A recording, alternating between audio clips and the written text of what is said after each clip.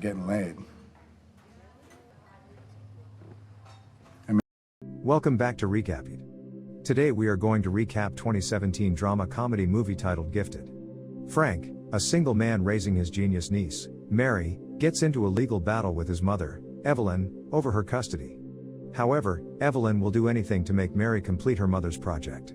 But before we begin, please consider subscribing to this channel. Now without wasting any further time, let's begin, shall we? Frank Adler is pleading with his niece Mary to leave the bathroom. She despises the outfit she is required to wear for her first day of school. Frank and Mary share a small house with Fred, their one-eyed cat. Frank then proceeds to the bus stop to drop Mary off. After she's gone, Frank's next-door neighbor, Roberta, notices him. Roberta follows Frank into his house and informs him that he must do something for Mary or risk losing her. Mary begins her first day of first grade in Ms. Bonnie Stevenson's math class. Bonnie asks basic math questions, which irritates Mary because she is more advanced in math than the rest of the class. She solves a multiplication problem independently and even states the number's square root. When Principal Davis walks into the room, Mary yells at her to call Frank and excuse her from class. Frank picks Mary up after school. Bonnie chases him down outside, where they talk about Mary's incredible math skills. Mary studied the Trachtenberg method, according to Frank, in order to memorize equations and arithmetic computations. Bonnie later researches the Trachtenberg method to learn more about what Frank was referring to. She also looks up Diane, Mary's mother and Frank's sister, a brilliant mathematician who committed suicide when Mary was only 6 months old. Frank takes Mary out on a boat to the beach and lectures her about why she shouldn't have yelled at the principal. Mary appears to be remorseful. Later, Frank goes to a bar that he frequents every Friday night and sees Bonnie approaching him. She confronts Frank about what he did to Mary and what he didn't tell her. Frank describes how Diane came to him late one night and he had no idea what she was planning. He discovered Diane on the bathroom floor and has been with Mary since then. On the school bus, Mary notices her classmate Justin walking around with a zoo diorama that she prefers to the one she made. Another child, Ricky, trips Justin and breaks his diorama in front of the other children, mocking the poor boy. Mary screams at Ricky for what he did, and when he asks what she'll do, Mary grabs a textbook from another student and smacks Ricky across the face, breaking his nose. After the incident, Frank is summoned. Principal Davis considers expelling Mary, but then suggests that she be given a scholarship to attend the Oaks Academy for Gifted Education, where someone with Mary's intellect would be better suited. Frank, on the other hand, is adamant that Mary have a normal childhood and education. Mary later apologizes to her class for hitting Ricky, but she uses the opportunity to praise Justin's diorama, eliciting applause from the class. Evelyn, Frank's estranged mother, pays Frank and Mary an unexpected visit. She presents Mary with a laptop as a present. Evelyn then takes the opportunity to criticize Frank's living arrangements and Mary's educational method, which Frank is unsurprised by. She claims to be looking out for Mary's best interests and inquires of Frank what Diane would think if she saw Mary's current living situation. Evelyn wants to take Mary and give her the best education possible so that she can have a brighter future. After that, Frank and Evelyn get into a custody battle.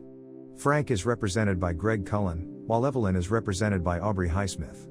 Frank illegally gained custody of Mary, according to Highsmith, while Frank's living conditions are defended by Cullen. It has been decided that Frank and Mary will be checked on while Evelyn has some alone time with Mary. Frank goes out for drinks with Bonnie and leaves Mary with Roberta for the evening. Bonnie is initially hesitant, but they eventually hook up. Mary goes over to Bonnie's house the next morning while Bonnie is wrapped in a bed sheet, and the two sleep together. When Mary catches her, Bonnie is humiliated and flees. Because Frank chastises Mary for leaving Roberta's house when she wasn't supposed to, Mary believes Frank is unable to have a personal life. Mary is taken to Boston by Evelyn. She shows Mary photos of Diane and tells her about Diane's lifelong research into the Navier-Stokes problem. Evelyn takes Mary to see Seymour Shankland, a colleague, to discuss an equation he attempted to solve. Mary appears perplexed by Shankland's work, which he dismisses as her inability to comprehend it at this time. Mary expresses her confusion as Evelyn drives her away, stating that Shankland's equation was incorrect.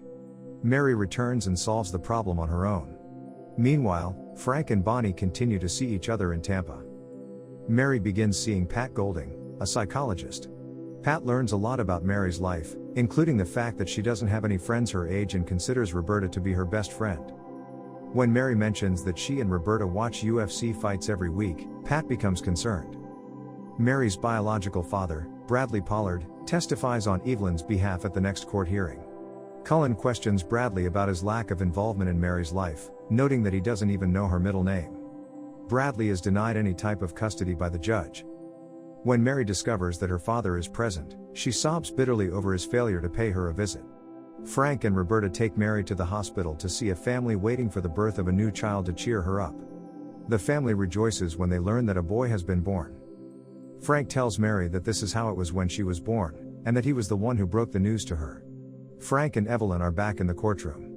Highsmith grills Frank as he testifies about his current job as a freelance boat mechanic and his previous job as an assistant professor at Boston University, as well as a previous assault arrest. Frank, according to Highsmith, is depriving Mary of a potentially fruitful future. Cullen, for his part, interrogates Evelyn about the circumstances surrounding Diane's death. Cullen later visits Frank at his home and informs him that he and the judge have reached an agreement for Mary to be placed in foster care until she reaches the age of 12, at which point she will be able to choose where she wants to live, fearing that they will lose the case and Frank will lose full custody of Mary. Cullen encourages Frank to accept the offer. Frank meets the foster parents and notices how nice their home and family are. He leaves Mary there, and they exchange a tearful goodbye, with Mary pleading with Frank not to abandon her. Even as Mary cries and screams for Frank, he must regrettably walk away. When Frank tries to visit Mary after a while, the foster father informs him that she does not want to see him. Bonnie discovers a flyer for a lost cat named Fred. She sends the photo to Frank, who later joins Bonnie at the animal shelter, as he appears to be aware of the situation. He not only gets Fred back, but he also gets 2 more cats. When Frank arrives at the foster home, he discovers Evelyn is staying in the guest house with 2 tutors for Mary. Mary is angry at first when she sees Frank, but she eventually breaks down and hugs him. Frank then goes to Evelyn and gives her something she didn't know she needed: Diane's completed Navier-Stokes problem work. Evelyn believes it is a forgery, and Diane would have wanted it published as soon as possible. Diane had requested that the work not be published until after Evelyn's death, Frank reveals. This has a significant impact on her. Frank promises to publish the work if Evelyn relinquishes custody of Mary to him. Otherwise, the work will remain unpublished until Evelyn passes away. Frank decides to leave.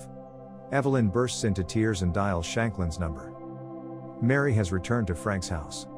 She started taking college classes in the afternoons. Frank picks her up and transports her to the park, where she will meet Bonnie and the other students.